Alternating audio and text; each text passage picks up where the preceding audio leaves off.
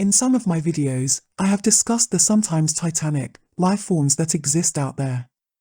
I have in my recent videos, for example, talked about the large and titanic non-organic entities that live in what we would term odd angles, other strange dimensions, that sometimes align in certain dark and anomalous corners to this human dimension which we call the physical. And I have said that such titans may be mildly curious about humanity, that they may be at times even interested in humanity as a kind of simplistic fauna to be exploited to one degree or another. In other videos, which I will link in the video description below, I have also mentioned the cubes that can be seen circling or residing within certain physical geographies in our human world at times.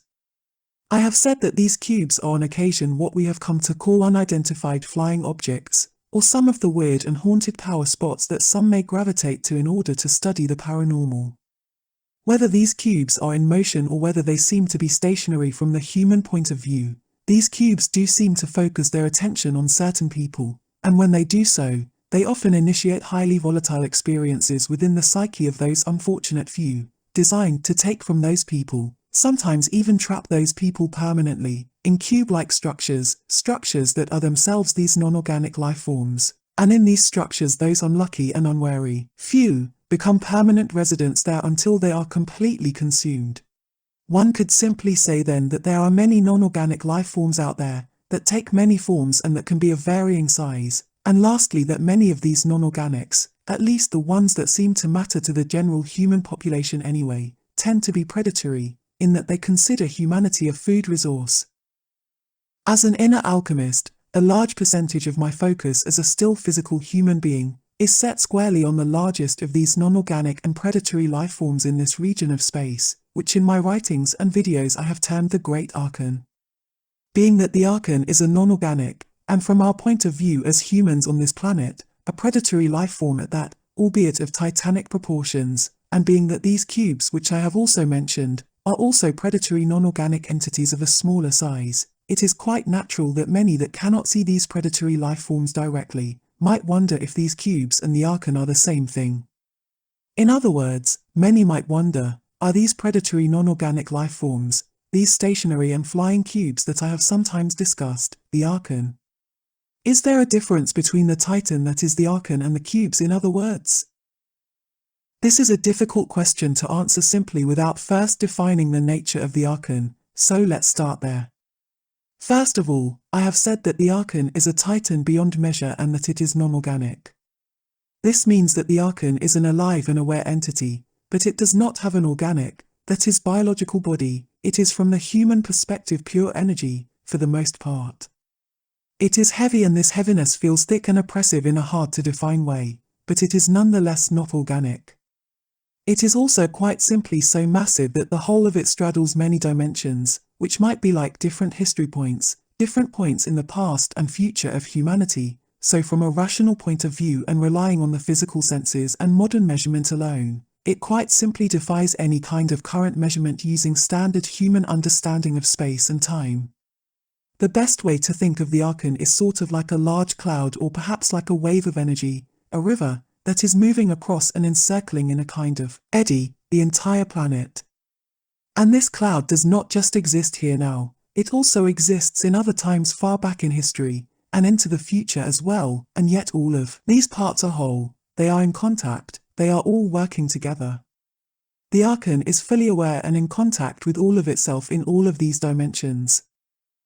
If you think of the Archon in this manner, then you can begin to understand some of the massive proportions of it, but you must also understand that the Archon, while it can affect the dimension that we call physicality, it is itself not quite part of this dimension. It is sort of like a shadow that can be seen at times, far more clearly than some would even allow themselves to believe, but this massive shadow is fleeting, and when the shadow is seen, it is seen not so much as a thick fog but as a host of sleek and fleeting other things, a united host of fleeting things. The reason for this perception by those few brave enough to see it, is that the Archon, as I have said in the past, is in essence a host, that is the Archon is legion. What this means is that while the totality of the Archon itself can be said to be like a giant cloud, that hangs over humanity and traps humanity like a dark radiation within a certain low-level mental and psychological position, when this unmeasurable cloud is perceived by an individual seer, that seer can see that this cloud is made up of a legion of things. The cloud of the Archon therefore is not a fog, it is instead a horde of locust-like things, jumping heavy things, that have invaded this region of space-time, and while from a distance such a giant horde might seem to be a cloud, like a horde of locusts may be seen like a cloud from far away, from an individual sense, from our sense as a small race of individuals living on this planet, it is easy to see that the Archon is actually a horde of locusts that jump and crawl and fleet across this dimensional zone we perceive as physicality, and take from it the same way that locusts do, but also far more intelligently, in that in some ways this cloud can be said to be farming us, keeping us within a certain range of energetic motionlessness that makes it far easier for the legion of it to feed. Now, if the host of the Archon is legion, then is it the case that the other predatory life forms I have spoken about, the cubes that I have mentioned, that are in essence themselves predatory non-organic beings also? Is it the case that they are themselves part of this legion that is the Archon? Are the predatory non-organic life forms that I have mentioned in my books, specifically my book The Vampire's Way to Psychic Self-Defense, part of the host of the Archon? Are the cubes the Archon? Well, as I have said, this can be a difficult question to answer in exact detail, in every case. Generally speaking though, these are two separate orders, meaning that the host of the Archon are, or can be said to be one kind of non-organic, while the predatory non-organic life forms that I have referred to as cubes can be said to be another. The best way to understand the separation of one from the other is to note that the Archon, being that it is so titanic in proportions, is in essence concerned with the totality of humanity, and it is therefore trying to exploit the whole of humanity. It is interested in taking from humanity a specific kind of energy resource. A most appropriate way to say this would be to say that the Archon is interested in a certain range of frequencies, while these other predatory non-organic life forms that I have mentioned in The Vampire's Way to Psychic Self-Defense, for example, are interested in a different kind of frequency, a very similar frequency but a frequency of a more refined order, you might say. The Archon is interested in quantity over quality, while the predatory non-organic beings or cubes are the opposite. They are interested in refined and more specific energy. This is a general rule.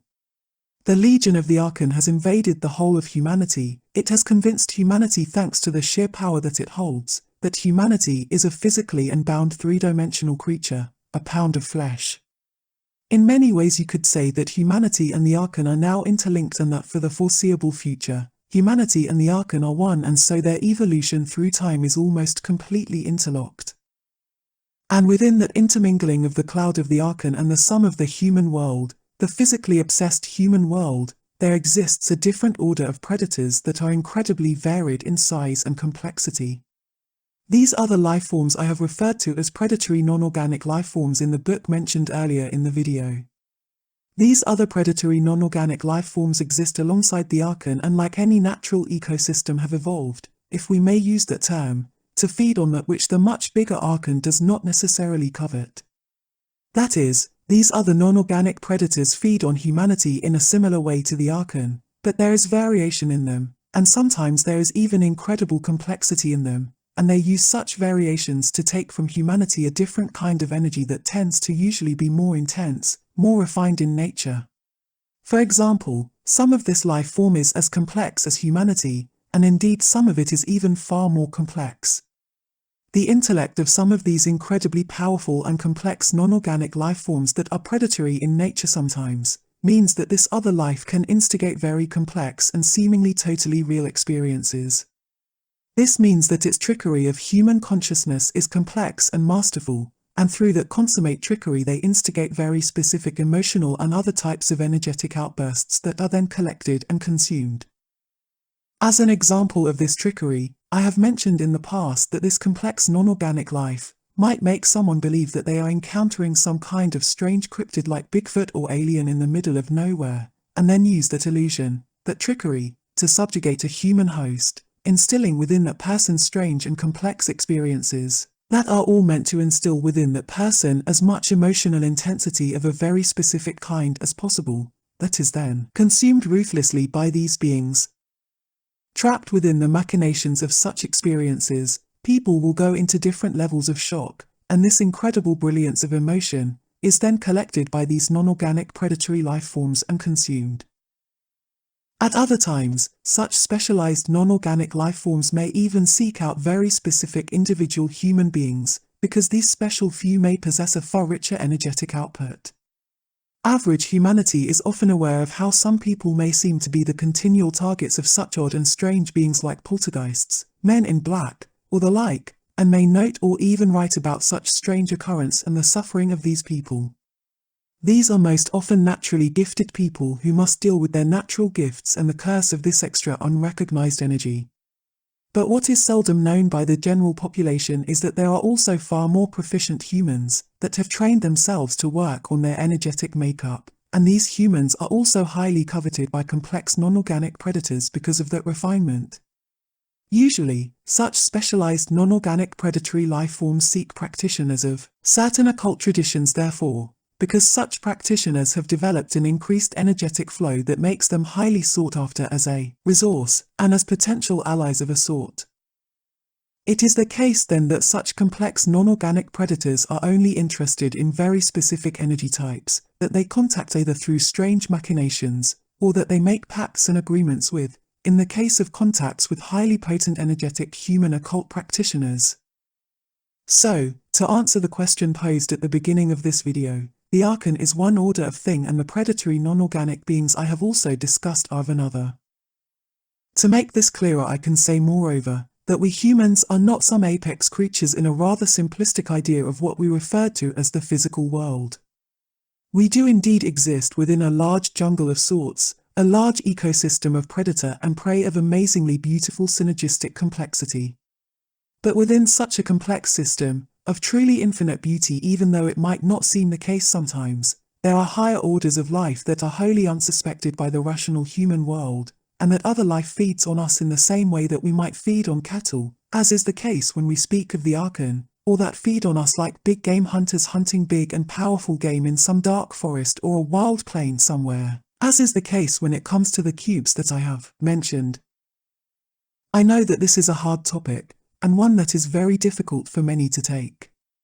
Most of us have moved so far away from our natural origins that it is difficult for many of us to even contemplate the fact that the whole of the world takes from other things, to eat and survive, that all takes and gives to endure, and furthermore that such an ecosystem, such a complex structure, is not only infinitely beautiful and completely balanced in its design, but that it also holds within it beings of a higher order than us, that sometimes feed on us as we must take from others, to feed ourselves. For many, this is a hard topic because of this ingrained belief that we humans stand on top of some giant mountain, looking down on the rest of the world as some kind of conquering force.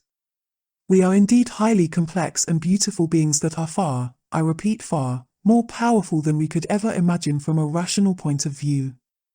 But we are not an apex predator, we are instead intermingled deeply within a complex order, an ecosystem as it were of vast and unsuspected proportions, where we feed from some but where there are also others that feed from us. If you are interested in the topic of the Archon, and how to fight back against such predation, then I would recommend the book, Overcoming the Archon Through Alchemy.